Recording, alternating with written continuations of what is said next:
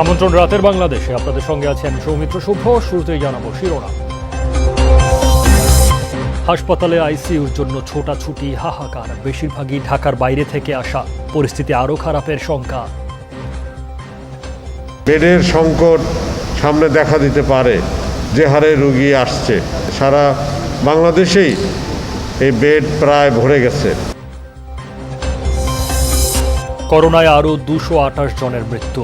সুরক্ষা পোশাক ছাড়াই আক্রান্তের পাশে স্বজন, বাড়ছে সংক্রমণ ঝুঁকি। একজন রোগীর পাশে অ্যাটেন্ডেন্স থাকবে, এটা তো হয় না। পার্সোনাল প্রোটেক্টিভ ইকুইপমেন্টস এগুলো ব্যবহার না করে ওনারা যেসব স্থানগুলোতে থাকতেছেন, এটা তো রিস্কি। কঠোর লকডাউনের তৃতীয় দিনে বেড়েছে চলাচল। বিনা কারণে বের হওয়াদের জরিমানা। দিনভর ফেরিঘাটে ভিড়। হঠাৎ করে নোটিশ দিল আমাদের সবাইকে ঢাকা যেতে হবে, এই জন্য আমরা ঢাকা যাইতেছি। আমি অফিসে সার্কি করে বুঝছেন, স্যারে বলছে যাইতে আমার বাধ্যতামূলক যাইতে হবে, নাহলে সার্কি নেই। বাড়ি বেশি মোবাইল কে বলুন কোন রকম কামায়। Done and dusted. That single wins them the game and also take the series 2-1. অভিযুক্ত শামীমের ঝোড়ো ইনিংসে জিম্বাবুয়ের বিপক্ষে টি-20 সিরিজ জিতল বাংলাদেশ। ম্যাচ ও আসর সেরা সৌম্য সরকার।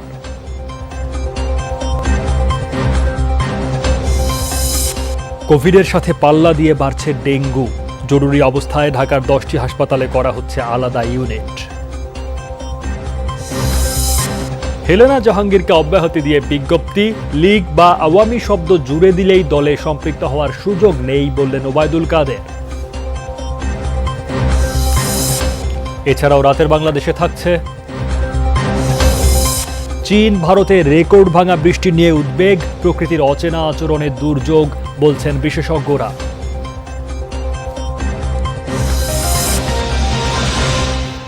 এতক্ষণ শিরোনাম দেখছিলেন। আপনারা সবাই ঘরে এবং ঘরের বাইরে সব জায়গায় কিছুক্ষণ পর পর হ্যান্ড স্যানিটাইজার দিয়ে হাত ভালোভাবে জীবাণুমুক্ত করে নেবেন। এবারে বিস্তারিত খবরে যাচ্ছি। ভয়ঙ্কর রূপ ধারণ করছে করোনা চিকিৎসা। আইসিইউ পেতে সরকারি হাসপাতালেও দেন দরবার করতে হচ্ছে রোগীদের। যারা যোগাযোগ করতে পারছেন না, তাদের অবস্থা করুণ। বিশেষ করে ঢাকার বাইরে থেকে আসা রোগীরা পড়ছেন চরম বিপাকে। রাজধানীর প্রায় সব হাসপাতালই ফিরিয়ে দিচ্ছে তাদের। এই অবস্থায় রোগীর চাপ না কমলে অবস্থা নিয়ন্ত্রণের বাইরে চলে যাওয়ার শঙ্কা খোদ স্বাস্থ্যমন্ত্রীর। কয়েক হাসপাতাল ঘুরে ডিএনসিসির করোনা হাসপাতালে এসেছেন টাঙ্গাইলের রইস। তাকে বলা হয়েছে আইসিইউ নেই, তাই যেতে হবে অন্য হাসপাতালে। এ পরিস্থিতিতে চরম শ্বাসকষ্ট নিয়েই হাসপাতাল ছাড়তে হয় তাকে। এমন জমে জীবনে টানাটানি রোগী নিয়ে কোথায় যাবেন তা জানেন না স্বজনরা। ছিলাম পাই নাই, আসি পাই নাই, অন চলে গেছে গে অন কোনো যাইমো, অন বাড়িতে নিয়ে যাবো, অন না কোনো হাসপাতালে নিয়ে যাবো, এটা আমি করতে পারতেছি না। গাজীপুরের রুবিনাকে নিয়েও বিপাকে তার পরিবার। আইসিইউর জন্য পথে পথে ঘুরে শেষ পর্যন্ত এসেছেন মহাখালী ডিএনসিসি হাসপাতালে। তাকেও জানিয়ে দেওয়া হয় আইসিইউ মিলবে না। আপনারা কলেজ মেডিকেল যানগা, আমরা কলেজ মেডিকেলে তো কই বাবার অন্য মেডিকেল, তো আমরা কি এই রুগী লিয়ে গেলে ঘুরমই আর মাইয়ে করে ভিক্ষা, মানে আমরা কি করবো কোন। 2 দিন ধরে আমি ঘুরতে ঘুরতে আমি অসুস্থ হয়ে গেছি। 15,000 টাকা খালি গাড়ি ভাড়াই দিলাম। কিন্তু হাসপাতালটিতে তখনও অন্তত 11টি আইসিইউ ফাঁকা। দেন দরবার করে গোপালগঞ্জ থেকে আসা করোনা রোগী রোমেলের ঠাঁই মিলল তাতে। তবে কেন আগে এসেও আইসিইউ পেলেন না রইস রুবিনা? গোপালগঞ্জ থেকে আসলো যেটা, সেই পেশেন্টটা আমাদের সঙ্গে গতকাল যোগাযোগ করেছে। তারা খুবই মুমূর্ষ, তারা বোধ আইসিইউ অ্যাম্বুলেন্স নিয়ে তারা আসছে। তাদের অন দ্য ওয়েতে কিছুটা ডিলে হয়েছে, যার ফলে পেশেন্টটা একটু পরে এসছে। বাট প্রত্যেকটাই কিন্তু আমার দেশের মানুষ, যাকে আমরা হেল্প করছি তিনি কিন্তু ভিনদেশি কোনো ব্যক্তি না। বেডের সংকট সামনে দেখা দিতে পারে। যে হারে রোগী আসছে, আমাদের প্রায় 80%-এর বেশি বেড অকুপাই হয়ে গেছে। সারা বাংলাদেশেই এই বেড প্রায় ভরে গেছে। বিএসএমইউতে ফিল্ড হাসপাতালের নির্মাণ কাজ পরিদর্শনে গিয়ে স্বাস্থ্যমন্ত্রী কোভিড পরিস্থিতি নিয়ে শঙ্কার কথাও জানান। আল আমিন হক, যমুনা নিউজ, ঢাকা। করোনায় দেশে প্রাণ হারিয়েছেন আরও 228 জন। এ নিয়ে মোট মৃত্যু 19,274। 24 ঘন্টায় শনাক্ত হয়েছেন 11,291 জন। পরীক্ষা অনুপাতে শনাক্তের হার 30.04%। নমুনা পরীক্ষা হয়েছে 37,587টি। এ পর্যন্ত শনাক্তে 11,64,635 জন। 24 ঘন্টায় 10,584 জন সুস্থ হয়েছেন। মোট সুস্থ 9,98,923।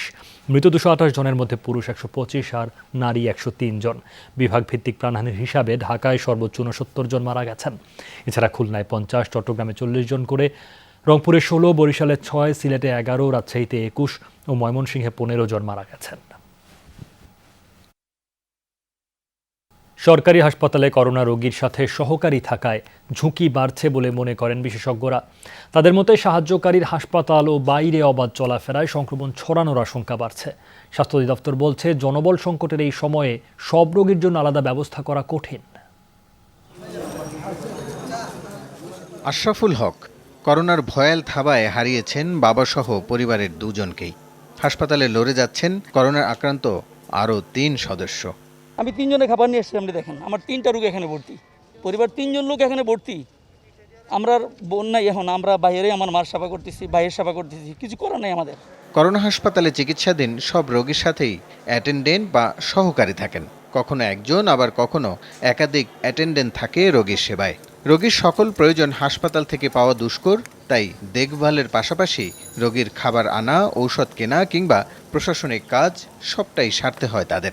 এদেরকে কোনো প্রয়োজন হলো আপনার ডাক দিলে আসতো রাজি হয় না। আমি একটা দেখাশোনা করতেছি, হ্যাঁ, এখন এগুলো দিয়ে আমি রেডি, বাসার থেকে আরবার আসবো। বিশেষজ্ঞরা বলছেন, রোগী সেবাদানকারীর অবাধ চলাফেরা সবার জন্যই ঝুঁকিপূর্ণ। পিপি বা সুরক্ষা পোশাক ছাড়া একদিকে নিজেই ঝুঁকিতে পড়ছেন, আবার বাইরের যাতায়াতে অন্যদের জন্য ঝুঁকির কারণ হচ্ছেন। আমরা যদি ইভেন ভলান্টিয়ার নিতাম এই করোনাকালীন সময়ে প্রত্যেক হাসপাতালের জন্য, যারা এই কাজটা করত, যে তাহলে আর বাইরে যেতে হতো না। 1, 2 নম্বর হলো যে রুগীদের যা কিছু দরকার, যেমন ডায়াগনোসিস, মেডিসিন এবং খাবার, পুরোটাই যদি হাসপাতাল থেকে নিশ্চিত করা যেত। জনবল সংকটকে প্রধান অন্তরা হিসেবে দেখছে স্বাস্থ্য অধিদপ্তর। চাইলেও রোগীর সকল সেবা সরকারি হাসপাতালে নিশ্চিত করা সম্ভব নয়। তবে যথেষ্ট নিরাপত্তা ব্যবস্থা থাকে বলেই মনে করেন এই কর্মকর্তা। একজন রোগীর পাশে অ্যাটেন্ডেন্স থাকবে, এটা তো হয় না। আপনি যদি আইডিয়াল কথা বলেন, এটা তো সম্ভবই না। অন্য সময় সম্ভব হলেও একটা প্যান্ডেমিক ইনফেকশনের জন্য তো কখনোই সম্ভব নয় এটা। তো সেটা তো হচ্ছে আমাদের এখানে। পার্সোনাল প্রোটেক্টিভ ইকুইপমেন্টস এগুলো ব্যবহার না করে ওনারা যেসব স্থানগুলোতে থাকতেছেন, এটা তো risky. Nurse patient ratio, doctor patient ratio, এগুলো যখন ঠিক হবে তখন এগুলো অরিজিনালি ঠিক হয়ে যাবে। সময়ের সাথে সাথে পরিস্থিতির উন্নয়ন হচ্ছে বলেও দাবি করেন তিনি। রাসেল আহমেদ, যমুনা নিউজ, ঢাকা। লকডাউনের 3য় দিনে রাজধানীর সড়কে যানবাহনের চাপ আরও বেড়েছে। ঈদের পর ব্যাংকের প্রথম কার্যদিবসে অনেকেই পথে বেরিয়েছেন। অলিগলিতে টহল কম থাকায় নানা অজুহাতে ঘর থেকে বের হচ্ছেন নগরীর অনেক বাসিন্দা। এদিকে কঠোর লকডাউনের মধ্যেই ঈদের ছুটি কাটিয়ে রাজধানীতে ফেরা মানুষের চাপ বাড়ছে। ব্যস্ত দেশের 2 প্রধান ফেরিঘাট দিয়ে রাজধানীমুখী মানুষের চাপ ছিল দিনভর। কঠোর লকডাউনের 3য় দিনে বেলা গড়ানোর সাথে সড়কে বেড়েছে মানুষের আনাগোনা। প্রধান সড়কগুলোতে চেকপোস্টে কড়াকড়ি, তাই অলিগলির সড়ক দিয়ে অনেকে ছুটছেন গন্তব্যে। বিশেষ করে ব্যাংক খোলা থাকায় ব্যস্ততা বেড়েছে। অনেক ব্যাংকেরই নিজস্ব পরিবহন না থাকায় ভোগান্তিতে পড়েছেন কর্মকর্তা কর্মচারীরা। প্রধান সড়কে চেকপোস্টে নানা প্রশ্নবাণে জর্জরিত হতে হয় নগরবাসীকে। বের হওয়া নিয়ে কারো কারো ছিল নানা অজুহাত।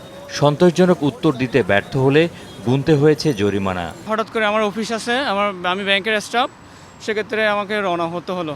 গাড়ি ঘোড়া চলে না, গেছিলাম, কিন্তু এখন আসতে অনেক সমস্যা। আমি অফিসে সার্কি করি, বুঝছেন, স্যারে বলছে যাইতে আমার বাধ্যতামূলক যাইতে হবে, নাহলে সার্কি নেই। নিয়ম করে চলে না তো, অনেকে মাস্কই পরে না। লকডাউনে বাসার ট্রিটমেন্ট ঠিক মতন চলে না, আর ফোনের মাধ্যমে ডক্টর ভালোভাবে ট্রিটমেন্ট দিতে পারতেছে না।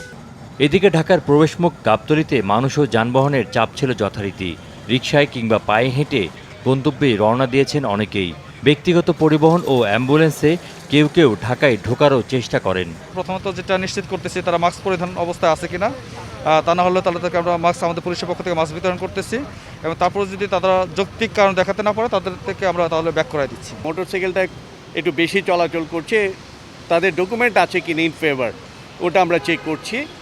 এবং যেখানে আমরা ব্যত্যয় দেখছি সেখানে আমরা ইনস্ট্যান্টলি ফাইন করছি। জরুরি প্রয়োজনেই বের হয়েছেন, ব্যাংক খোলা, সেই জন্য ব্যক্তিগত গাড়ির চাপ একটু আছে রাস্তায়, তবে যারা বের হয়েছেন প্রয়োজনেই বের হয়েছেন। প্রধান সড়কের তুলনায় অলিগলিতে মানুষের চলাচল বেশি, সেখানে বিধিনিষেধ কার্যকরেও তৎপরতাও কম। বাড়ি বাড়ি মোবাইলটি না পারলেও চলে, কিন্তু ওই যে গাড়িগুলো রাস্তায় রাখছি তো। এটা আমি ওই যে একটু ইসুপগুলোর ভুসি আনছি আর 2টা লেবু আনছি আর আম আনছি। রোববার বিকেলে মানুষের পাশাপাশি যানবাহনের চলাচল কিছুটা বাড়ে, কিন্তু কমতে থাকে আইনশৃঙ্খলা বাহিনীর তৎপরতা। নাজমুল হোসেন, যমুনা নিউজ, ঢাকা। হারারেতে সিরিজ নির্ধারণী রান উৎসবের ম্যাচে রোমাঞ্চকর জয় পেল বাংলাদেশ। 5 উইকেটের জয়ে 2-1 ব্যবধানে সিরিজ জিতে নিল টাইগাররা। তৃতীয় ও শেষ টি-20তে 5 উইকেটে 193 রানের পাহাড় গড়ে জিম্বাবুয়ে। জবাবে ম্যাচ আর সিরিজ সেরা সৌম্যর হাফ সেঞ্চুরি আর শামীম পাটোয়ারির ঝোড়ো ব্যাটিংয়ে 4 বল আগেই জয় পায় বাংলাদেশ। এতদিন কোথায় ছিল এই বারুদ? জিম্বাবুয়ের বিপক্ষে শেষ 2 ম্যাচে লোয়ার অর্ডারে মারকুটের শামীম পাটোয়ারিকে দেখে এমন প্রশ্ন করতেই পারেন টাইগার ভক্তরা। চাপের মাঝে 15 বলে ঝড়ো 31 রানের ইনিংসে শুধু নয়, 194 রানের কঠিন ম্যাচকে সহজ করে জিতিয়ে মাঠ ছাড়লেন এই তরুণ। অথচ 150 রানে চতুর্থ উইকেট হারিয়েছিল বাংলাদেশ। এমন পরিস্থিতিতে মাঠে নেমে চলে শামীমের তাণ্ডব। পঞ্চম উইকেটে অধিনায়ক মাহমুদুল্লাহকে সাথে নিয়ে 19 বলে গড়েন 37 রানের জুটি। রিয়াদ ফেরেন 34 করে। এর আগে মাত্র 3 রান করে ওপেনার নাইম ফিরলে চাপে পড়ে বাংলাদেশ। তবে দ্বিতীয় উইকেটে ইনিংস মেরামত করেন সৌম্য সাকিব। 32 বলে এই জুটি স্কোর বোর্ডে যোগ করেন 50 রান, সাকিব করেন 34। তবে ক্যারিয়ারের পঞ্চম 50 তুলে নেন সৌম্য। শেষ পর্যন্ত ম্যাচ ও সিরিজ সেরা এই বাঁহাতি করেন 68। তবে দিনের শুরুটা ছিল স্বাগতিক জিম্বাবুয়ের। ম্যাচের শুরু থেকেই চড়াও হয় জিম্বাবুয়ের 2 ওপেনার মারুমানি ও মেদভেরে। পাওয়ার প্লেতেই আসে 63 রান। 27 করা মারুমানিকে ফিরিয়ে সাইফুদ্দিন দেন প্রথম ব্রেক থ্রো। তবে রানের গতি তাতে কমেনি। দ্বিতীয় উইকেটে মাদভেরে আর চাকাভা চালান তাণ্ডব। টানা দ্বিতীয় ম্যাচে 50 তুলে নেন মাদভেরে। 54 করা মাদভেরেকে ফেরান সাকিব। শেষ পর্যন্ত বার্লের ঝড়ো 31 রানের ইনিংসে 5 উইকেটে 193 রান করে জিম্বাবুয়ে। তবে সেই রান পাহাড় টপকে চতুর্থ টি-20 সিরিজ জিতে নেয় টাইগাররা। জিম্বাবুয়ের বিপক্ষে বাংলাদেশ দলের এই চেসটি ছিল হারারের মাঠের সর্বোচ্চ রান তাড়া করে জয়ের নতুন রেকর্ড। তবে এই ম্যাচে বাংলাদেশের প্রাপ্তি কিন্তু আরেকটি, তা হলো শামীম পাটোয়ারি। লোয়ার অর্ডারে শামীম এই ফর্মটা ধরে রাখতে পারলে বাংলাদেশ দলের অনেকটা দুশ্চিন্তা কমে যাবে, তা হলফ করেই বলা যায়। Hasinur Rahman, Jamuna sports, Harare, Zimbabwe. ব্যক্তিগত সাফল্যের আনন্দ থাকলেও দলের জয়ে অবদান রাখতে পারায় সবচেয়ে খুশি ম্যাচ ও সিরিজ সেরা সৌম্য সরকার। বড় লক্ষ্য তাড়া করতে নেমে খারাপ বলের জন্য অপেক্ষা করার পরিকল্পনা ছিল, জানিয়েছেন সৌম্য। অন্যদিকে অভিষেক সিরিজে দারুণ পারফর্ম করা শামীম পাটোয়ারিও খুশি জয়ের কাতারে নাম লেখাতে পেরে। দরজায় কড়া নাড়ছে টি-20 বিশ্বকাপ। এর আগে বাংলাদেশ দলের টার্গেট সেরা কম্বিনেশন খুঁজে বের করা, কিন্তু জিম্বাবুয়ে সিরিজে ইনজুরির কারণে তামিম ইকবাল এবং লিটন দাসকে পায়নি বাংলাদেশ। সেই সাথে মুশফিকুর রহিমও ছিলেন অনুপস্থিত। এমন পরিস্থিতিতে নতুন এবং বিকল্প যারা আছেন তাদের জন্য বড় মঞ্চ ছিল নিজেদের প্রমাণের, এবং সুযোগটা বেশ ভালোভাবেই লুফে নিয়েছেন সিরিজ সেরা হওয়া সৌম্য সরকার। ভালো খেলেছি, এটা সব থেকে বড় কথা। আর হচ্ছে পজিশন নিয়ে এরকম চিন্তা করিনি। আমি চিন্তা করেছিলাম যে নিজের বেস্টটা দিতে, যখন সুযোগ পাবো নিজের বেস্টটা দিতে পারলে এটা আমার জন্য খুব ভালো হবে। এমন সময় বাংলাদেশ দলের ইনিংস মেরামতের দায়িত্ব কাঁধে তুলে নেন সৌম্য। সাকিবকে নিয়ে 50 রানের জুটি গড়ার পর মাহমুদুল্লাহ রিয়াদের সাথে তৃতীয় উইকেটে 35 বলে 63 রানের স্কোর বোর্ডে যোগ করেন সাতক্ষীরার ওই ক্রিকেটার। কি পরিকল্পনা নিয়ে ব্যাটিং করেছিলেন চাপের মুহূর্তে? নতুন বলটা একটু আস্তে জোরে বা একটু নিচে উপরে হচ্ছিল, সো তখন চিন্তা করছিলাম যে না, এখন জোরাজুরি না করে সময় আসবে, ওই সময়টার জন্য ওয়েট করি যে একটা বড় ওভার আসলে তখন আবার মোমেন্টটা আমাদের মোমেন্টামটা আমাদের দিকে আসবে। জিম্বাবুয়ের সাথে অঘোষিত ফাইনালে বাংলাদেশ দলের জয়ের নায়ক সৌম্য সরকার, তবে দুর্দান্ত ফিনিশিংয়ের জন্য স্পটলাইটের দ্বিতীয় জায়গাটা শামীম পাটোয়ারির। শনিবার দ্বিতীয় ম্যাচ শেষ করতে না পারার আক্ষেপের কথা বলেছিলেন চাঁদপুরের এই ক্রিকেটার। শেষ ম্যাচে আর সেই ভুল করেননি, কথা রেখেছেন, জয়ী হয়ে বীর বেশে মাঠ ছেড়েছেন শামীম। প্রথমত আল্লাহর রহমতে অনেক ভালো লাগতেছে যে আমার গত ম্যাচটা আমি ফিনিশ করতে পারি নাই। আমার মধ্যে একটা ক্ষুধা ছিল যে আমি যদি নেক্সট ম্যাচ সুযোগ পাই, সো আমার টার্গেট থাকবে আমি ফিনিশ করা, সো আমি ফিনিশ করতে পেরেছি। জাতীয় দলের অভিষেক সিরিজের স্বপ্নের শুরু পেয়েছেন শামীম পাটোয়ারি, তবে সুযোগ পেলে তার ধারাবাহিকতা অস্ট্রেলিয়া সহ পরবর্তী সিরিজগুলোতে দেখাতে চান মারকুটে এই batsman. Hasinur Rahman, Jamuna sports, Harare, Zimbabwe. করোনার সাথে পাল্লা দিয়ে বাড়ছে ডেঙ্গু। গেল এক মাসে আক্রান্ত হয়েছেন 1035 জন। করোনা মহামারীর মধ্যে বুঝে ওঠার আগেই প্রাণহানি ছাড়িয়েছে অর্ধশত। পরিস্থিতি সামাল দিতে ডেঙ্গু চিকিৎসায় রাজধানীর 10 হাসপাতাল আলাদা করছে সরকার, জানিয়েছেন স্বাস্থ্যমন্ত্রী। আর ঘরে রাত দিন মশারি ব্যবহারের পরামর্শ দিয়েছে স্বাস্থ্য অধিদপ্তর। ডেঙ্গুর উপসর্গ নিয়ে শনিবার সকাল 8টা থেকে 24 ঘন্টায় রোগী ভর্তি 187 জন। দেশের বিভিন্ন হাসপাতালে চিকিৎসা নিচ্ছেন 811 জন ডেঙ্গু রোগী। পরিস্থিতিটা খারাপ হয়েছে হুট করেই। দেশে মোট ডেঙ্গু শনাক্ত 1307 জন। জুন জুলাই এই এক মাসেই আক্রান্ত হন যাদের 1035 জন। এপ্রিলেও সংখ্যাটা ছিল মাত্র 3। মে মাস থেকে বাড়তে থাকা মশার প্রকোপ জুলাইতে এসে জানান দিচ্ছে আসছে সময়টা শঙ্কার। দিনে এবং রাতে ঘুমানোর সময় মশারি ব্যবহার করতে হবে। মশার কামড় থেকে বাঁচতে ছোট বড় সকলকেই শরীর ঢেকে রাখে এমন কাপড় পরিধান করলে ভালো হয়।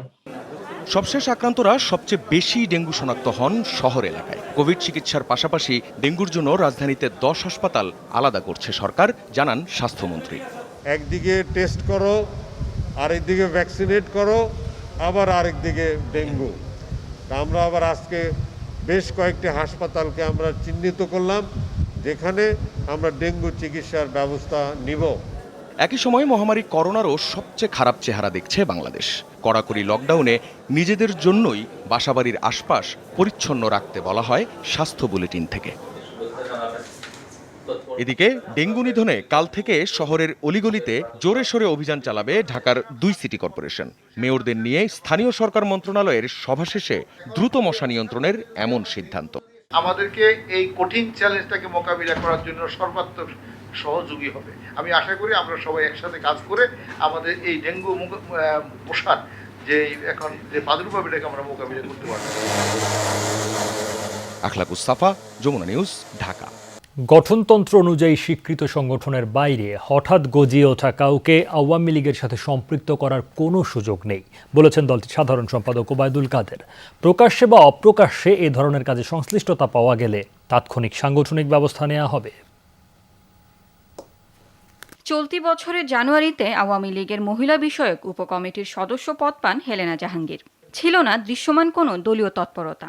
পদ পাওয়ার 6 মাসের মাথায় সরকারি চাকরিজীবী লীগ নামে হঠাৎ করেই একটা সংগঠনের ঘোষণা দেন তিনি। এই নিয়ে দল এবং সামাজিক যোগাযোগ মাধ্যমে সমালোচনা শুরু হয়। বারবার শৃঙ্খলা ভঙ্গের অভিযোগে শনিবার রাতে তাকে সদস্য পদ থেকে অব্যাহতি দেওয়া হয়। হঠাৎ গজিয়ে ওঠা এসব সংগঠনের বিষয়ে দলের অবস্থান পরিষ্কার করেন সাধারণ সম্পাদক ওবায়দুল কাদের। নিজ বাসভবনে ব্রিফিংয়ে বলেন, যে কোনো নামের সাথে লীগ বা আওয়ামী শব্দ জুড়ে দিয়ে আওয়ামী লীগের রাজনীতির সাথে সম্পৃক্ত হওয়ার কোনো সুযোগ নেই। দল ক্ষমতায় থাকলে নানান সুবিধাভোগী শ্রেণী এবং বসন্তের কুকিলরা এ ধরনের চেষ্টায় লিপ্ত হয়। দলের কারো প্রকাশ্যে অপ্রকাশ্যে এ ধরনের কাজে সংশ্লিষ্টতা পাওয়া গেলে তাদের বিরুদ্ধে তাৎক্ষণিক সাংগঠনিক ব্যবস্থা নেওয়া হবে। পদ্মা সেতু প্রসঙ্গে ওবায়দুল কাদের বলেন, এটির নির্মাণ কাজ শুরুর পর থেকে অপপ্রচার চালিয়ে যাচ্ছে দেশবিরোধী এবং উন্নয়ন বিরোধী একটি অপশক্তি। তাই 23 জুলাই সেতুর পিয়ারে ফেরির ধাক্কা লাগার বিষয়টি খতিয়ে দেখা হচ্ছে। জুলাই মাসে সর্বমোট 3 বার পিয়ারের সাথে এভাবে ফেরির আঘাত লাগে। ফেরির ধাক্কা পিয়ারে কোনো ক্ষতি না হলেও এটি নিছক কোনো দুর্ঘটনা নাকি উদ্দেশ্যমূলক কোনো ষড়যন্ত্রের অংশ তা খতিয়ে দেখা দরকার। লাভলি বিথি, যমুনা নিউজ, ঢাকা। করোনায় কর্মহীনদের পরিবারে চাপা হাহাকার বিরাজ করছে বলে জানিয়েছেন জাতীয় পার্টির চেয়ারম্যান জি.এম. কাদের। দুপুরে এক বিবৃতিতে তিনি একথা জানান। বলেন, করোনায় নিরপেক্ষ দৃষ্টিতে তালিকা তৈরি করে সরকারি ব্যবস্থাপনায় দরিদ্র পরিবারগুলোর খাদ্য নিরাপত্তা নিশ্চিত করতে হবে। তিনি আরও বলেন, লকডাউনের জন্য মানুষজন কাজে বের হতে পারছে না, যার কারণে দারিদ্র্যের হার বৃদ্ধি পাচ্ছে। করোনার দ্বিতীয় ধাক্কায় দারিদ্র্যের হার আরও বৃদ্ধির আশঙ্কাও করেছেন তিনি। করোনায় কর্মহীনদের পরিবারে চাপা হাহাকার বিরাজ করছে।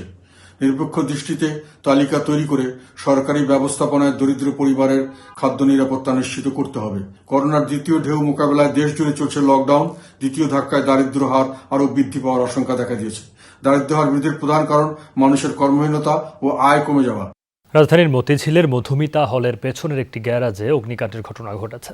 এতে পুড়ে গেছে কয়েকটি গাড়ি। দ্রুত নিয়ন্ত্রণে আনায় আগুন থেকে রক্ষা পায় আশপাশের বাসাবাড়ি। জানা গেছে, সরকারি জায়গায় গ্যারেজ ভাড়া দিয়েছেন জনপ্রশাসন মন্ত্রণালয়ের এক কর্মকর্তা। সকাল 11টায় মতিঝিলের বালুরমাঠ এলাকায় গাড়ি গ্যারেজে হঠাৎ আগুনের সূত্রপাত। কিছু বুঝে ওঠার আগেই পুড়ে গেছে গ্যারেজে থাকা ব্যক্তিগত একটি গাড়ি ও দুটি এসি বাস। পাশের গ্যারেজের ড্রাইভারদের তৎপরতায় রক্ষা পায় সিল্ক লাইন পরিবহনের 3টি বাস। ওইখান থেকে দুমাউরাটা দেখছি, দুমাউরা দেওয়া হতো, লোক ডাক দিছি, ডাক দেওয়ার পরে ফানি মারতে লেগে গেছে। আমি গাড়ি এখানে পাশে পার্কিং করে রাখছি, তখন দেখছি ধুমা উঠতেছে, তখন দৌড়ে আসছি, আসা দেখি যে গেট গুট লাগানো। আমরা দুইজন ড্রাইভার এদিকে আসছি, আসার পরে দেখি যে আগুন তো লাগিয়ে গেছে। তো আমি একটা গাড়ি এই চাবি এই স্টার্ট দিছি, তো গাড়িতে হাওয়া হইতে দেরি হয়েছে। তারপরে আমি একটা বাইর করে নিয়ে গেছি, নিয়ে রাখছি এখানে গাড়ি। সকাল 11টার দিকে আগুন লাগার সাথে সাথে খবর দেওয়া হয় ফায়ার সার্ভিসে। 6টি ইউনিটের আধ ঘন্টার চেষ্টায় নিয়ন্ত্রণে আসে আগুন। তবে জানা যায়নি অগ্নিকাণ্ডের আসল কারণ। ধারণা করা হচ্ছে যে এখানে 7-8টা গ্যারেজ আছে, এই গ্যারেজের যে কোনো একটা থেকে আগুনের সূত্রপাত হতে পারে। আমরা প্রাইমারি যে অনুসন্ধান করেছি তাতে বোঝা যাচ্ছে যে ওয়ার্কশপ থেকেই আগুনের সূত্রপাত, কোনো নাশকতার কোনো সুযোগ নেই। মতিঝিলে 10 কাঠা জায়গায় গড়ে তোলা এই গ্যারেজের মালিক এক সরকারি কর্মকর্তার স্ত্রী। জনপ্রশাসন মন্ত্রণালয়ের কর্মকর্তা রাকিব আহমেদ নিয়মিত ভাড়া তোলেন ভাড়াটিয়াদের কাছ থেকে। এ ব্যাপারে জানতে চাইলে তিনি বিষয়টি এড়িয়ে যান। না, এটা তো সরকারি জায়গা না, এটা আমাদের ভাড়া জায়গা। হচ্ছে রাকিব সাহেব, মূলত আমি যতদূর জানি ওনার মিসেজের নামে জায়গা, মানে ডিলিংস উনি করেন, আমি ওনার। রাকিব সাহেব করেন কি? রাকিব সাহেব উনি গভর্নমেন্ট জব করেন। ভাড়া ওই মাটির মালিককে দেওয়া হয়। সে মালিকটার নাম কি? রাকিব সাহেব। অগ্নিকাণ্ডে 50 লক্ষাধিক টাকার ক্ষতি দাবি করেছেন গ্যারেজ ভাড়া নেয়া বাস কোম্পানি। অগ্নিকাণ্ডের কারণ অনুসন্ধানে কাজ করছে fire service. Nazmul Hossain, Jamuna news, Dhaka. Bharat থেকে এলো অক্সিজেন এক্সপ্রেস। প্রথম চালানে 10টি রেল ওয়াগনে আছে 200 টন তরল অক্সিজেন। খালাস হয় বঙ্গবন্ধু সেতুর পশ্চিম প্রান্তে। সেন্ট্রাল স্টোরে রাখার পর তা পাঠানো হবে দেশের বিভিন্ন হাসপাতালে। একটি বেসরকারি প্রতিষ্ঠানে অক্সিজেন আমদানি করেছে। অক্সিজেন এক্সপ্রেস করোনা মোকাবেলায় প্রথমবারের মতো রেলপথে ভারত থেকে আমদানি করা হলো তরল অক্সিজেন। 10টি রেল ওয়াগনে রয়েছে 200 টন তরল অক্সিজেন। শনিবার রাত 10টায় পেট্রাপোল হয়ে বেনাপোলে আসে ট্রেনটি। এরপর রাতভর যাত্রা শেষে সকাল 11:15টায় পৌঁছায় বঙ্গবন্ধু সেতুর পশ্চিম পারে। ব্রিজ পার হতে পারবে কিনা এই এই এই এই যে ওজন সীমাটা এবং স্পিডের বিষয়টা, এটা যদি অ্যালাউ করে, আমি আমাদের সচিব মহোদয়ের সাথে কথা বলেছি, যদি সম্ভব অ্যালাউড হয় তাহলে কিন্তু আমার মনে হয় যে কিছু সময় বেঁচে যাবে আমাদের। এরপর শুরু হয় খালাস কার্যক্রম। সিরাজগঞ্জের সিভিল সার্জন জানালেন, ঢাকায় সেন্ট্রাল স্টোরে রাখার পর তা পাঠানো হবে বিভিন্ন হাসপাতালে। এখান থেকে আনলোড হয়ে আমাদের যে সেন্ট্রাল অক্সিজেন স্টোর আছে সেখানে যে আবার স্টোর হবে, এরপর বিভিন্ন হাসপাতালে চাহিদা অনুযায়ী সেখান থেকে আবার ডিস্ট্রিবিউশন হবে। সহযোগিতার জন্য স্থানীয় প্রশাসনের প্রতি কৃতজ্ঞতা জানান আমদানিকারকরা। এখন যেহেতু নতুন, তো আমরা আসলে ফিজিবল স্টাডি করছি যে এই জায়গায় প্রথম স্যাররা আছেন, আমরা কতটুকু সামনে কোথায় গেলে আরেকটু ভালো হবে।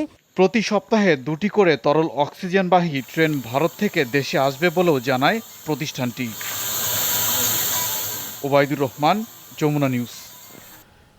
সময়মতো অক্সিজেন না দেয়ায় রোগী মৃত্যুর অভিযোগে মাদারীপুর জেলা সদর হাসপাতালে ভাঙচুর চালিয়েছে নিহতের স্বজনেরা।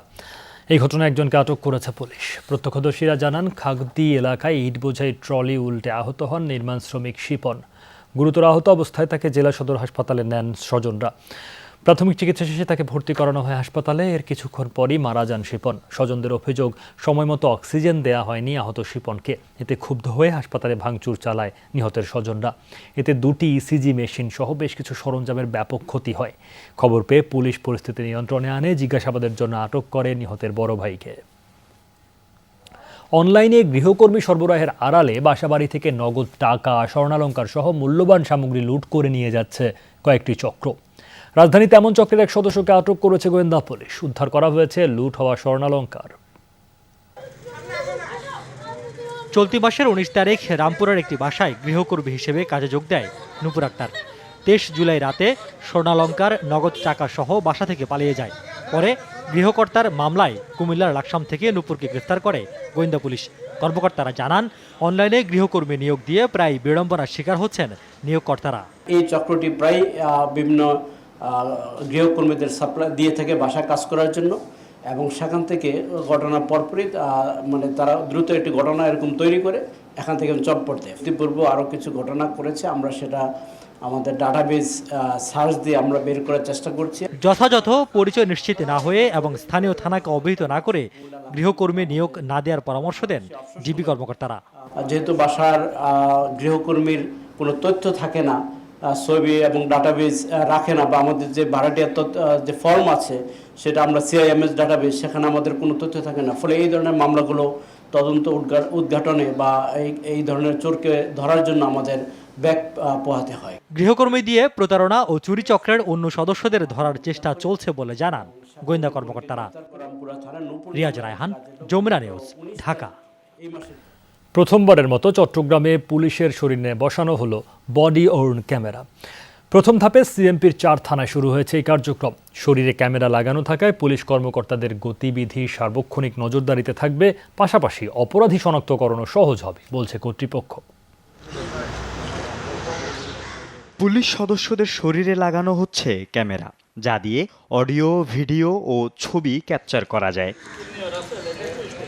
চট্টগ্রামে প্রথমবারের মতো পরীক্ষামূলকভাবে ডবলমুরিং থানায় শুরু হয়েছে এই কার্যক্রম।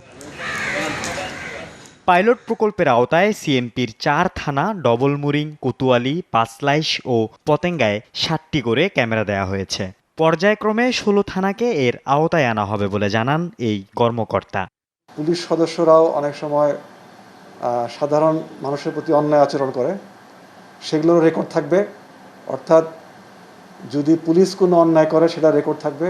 আবার যাদের সঙ্গে পুলিশ ডিল করবে তারা যদি কোনো অপরাধ করে বা কোনো ধরনের অন্যায় আচরণ করে তারও রেকর্ড থাকবে। পুলিশ কর্মকর্তাদের দাবি, এসব ক্যামেরা ভ্রাম্যমাণ সিসিটিভির মতো সবকিছু রেকর্ড করে রাখবে। জিপিএস প্রযুক্তির মাধ্যমে যে কোনো স্থানে বসেই এটি তদারকি করা যাবে। পুলিশ অফিসাররা যেন মানুষের প্রতি কোনো অসংগত আচরণ না করে সেটা নিশ্চিত করার জন্য এই বডি ওয়ার্ন ক্যামেরাটি অত্যন্ত কার্যকর ভূমিকা রাখবে। শুধু তাই নয়, এর মাধ্যমে আমরা সবকিছু রেকর্ড রাখছি, ভবিষ্যতে এটা দিয়ে কারো কোনো অপরাধ প্রমাণ করতেও অনেক সহায়তা করবে। স্পটে কাজ করতে গিয়ে হয়তো বা আমাদের কাছ থেকে এসে এসকেপ করছে, বাট এই ক্যামেরা কিন্তু পরবর্তীতে সেটা প্রমাণ হিসেবে থাকবে। আমরা ডিজিটালাইজেশনের পক্ষে আর এক ধাপ এগিয়ে। এর আগে ঢাকায় ট্রাফিক পুলিশ এই প্রযুক্তি ব্যবহার করলেও থানা পর্যায়ে দেশে প্রথমবারের মতো চালু হলো সিএমপিতে। আল আমিন শিকদার, যমুনা নিউজ, চট্টগ্রাম। একের পর এক দেশ নজিরবিহীন ভারী বৃষ্টি নিয়ে উদ্বিগ্ন, আবহাওয়াবিদরা উদ্বিগ্ন। 3 দিনের ব্যবধানে বৃষ্টিপাতের সব রেকর্ড ভেঙেছে 2 প্রতিবেশী দেশ চীন ও ভারত। এখনও পানিবন্দী লাখো মানুষ। চলতি মাসেই রেকর্ড বৃষ্টি দেখে জার্মানিও। বিশেষজ্ঞরা বলছেন, জলবায়ু পরিবর্তনের প্রভাবেই দুর্যোগের এই ঘনঘটা। একদিনে 200 মিলিমিটার বৃষ্টি হলে বলা হয় অতি ভারী বর্ষণ। সেখানে ভারতের মহারাষ্ট্রে বৃহস্পতিবার রাত থেকে মাত্র 24 ঘন্টায় বৃষ্টি হয়েছে 600 মিলিমিটার। উপকূলীয় রাজ্যটির ইতিহাসে এত বৃষ্টিপাত আগে কখনোই হয়নি। টানা বৃষ্টির প্রভাবে বন্যা, ভূমিধসে ভয়াবহ দুর্যোগে মহারাষ্ট্রের অনেক মানুষ। দুর্গত এলাকাগুলোয় এখনও নিখোঁজ 100-র মতো। নিরাপদ আশ্রয়ে সরানো হয়েছে 1,35,000-এর বেশি মানুষকে। ভারতের মাত্র 3 দিন আগেই নজিরবিহীন বৃষ্টি হয় প্রতিবেশী চীনের হেনান প্রদেশে। 1 ঘন্টার রেকর্ড হয় 200 মিলিমিটার বৃষ্টিপাত। চীনা আবহাওয়াবিদরা বলছেন, হাজার বছরে একবার এত বৃষ্টি হয়। বৃষ্টির পানির তোড়ে ভেঙে পড়ে শহরের সব বন্যা প্রতিরক্ষা ব্যবস্থা। হেনানের কোথাও কোথাও এখনো গলা সমান পানি। অব্যাহত আছে উদ্ধার অভিযান। প্রকৃতির এমন অচেনা আচরণের জন্য মানব সভ্যতাকেই দায়ী করছেন বিশেষজ্ঞরা। বৈশ্বিক উষ্ণতার সাম্প্রতিক প্রমাণ, প্রলয়ঙ্কারী বন্যা ও বৃষ্টিপাত। যখনই বায়ুমণ্ডলে তাপমাত্রা বাড়বে, পৃথিবীর জলভাগেও বাড়তে থাকবে উষ্ণতা। অন্যান্য সময়ের তুলনায় পানি বেশি বাষ্পীভূত হবে, সম্ভাবনা বৃদ্ধি পাবে ঝড় বৃষ্টির।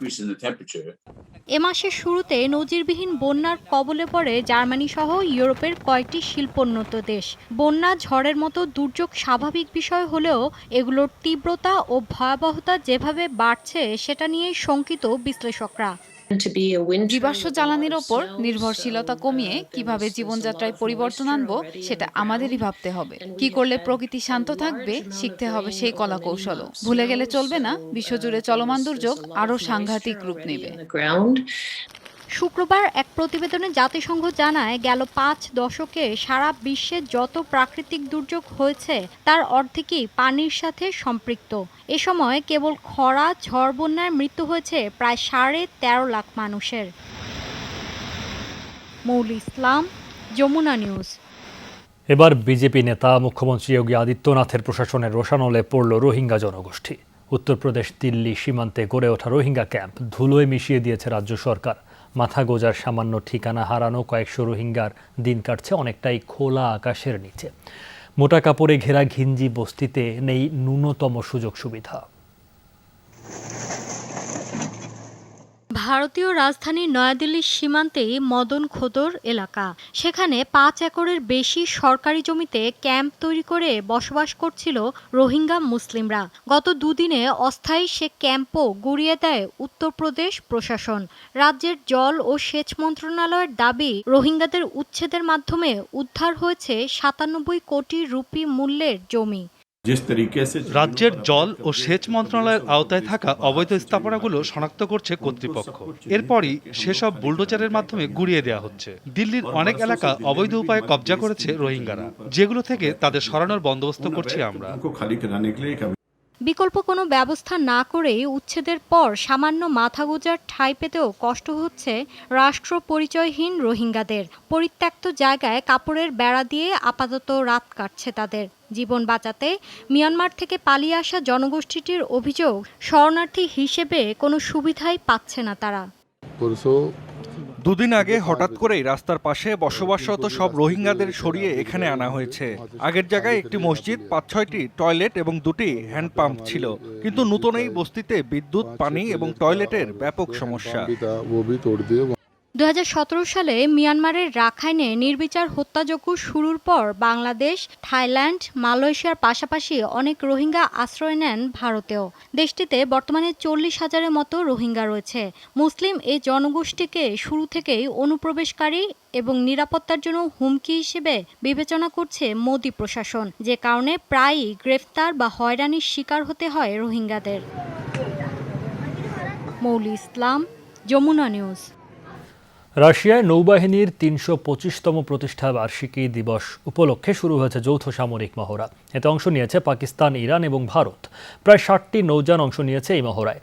ডেস্ট্রয়ার, ফ্রিগেট, মিসাইল বোটের পাশাপাশি সাবমেরিন এবং বিভিন্ন পাল্লার ক্রুজ ক্ষেপণাস্ত্র অংশ নিয়েছে এই সামরিক প্রশিক্ষণে। এসব যুদ্ধজাহাজ নিজেদের বিভিন্ন সক্ষমতা প্রদর্শন করে এই মহড়ায়। সামরিক প্রশিক্ষণ উদ্বোধন করেন রুশ প্রেসিডেন্ট ভ্লাদিমির পুতিন। এ সময় দেয়া ভাষণে তিনি হুঁশিয়ারি দিয়ে বলেন, রুশ সমুদ্র সীমায় আগ্রাসন চালানো হলে শত্রুকে চরম শিক্ষা দেবে রাশিয়া।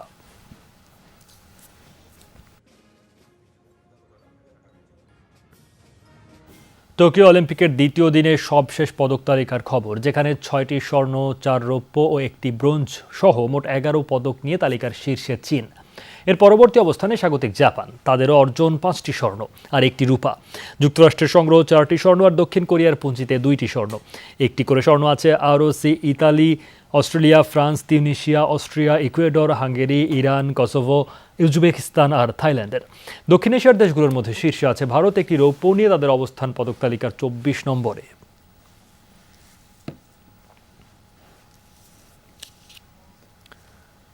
এই ছিল রাতের বাংলাদেশে। মনে করিয়ে দিয়ে আপনারা সবাই ঘরে এবং ঘরের বাইরে সব জায়গায় কিছুক্ষণ পর পর হ্যান্ড স্যানিটাইজার দিয়ে হাত ভালোভাবে জীবাণুমুক্ত করে নেবেন। এতক্ষণ আমাদের সাথে থাকার জন্য সবাইকে ধন্যবাদ।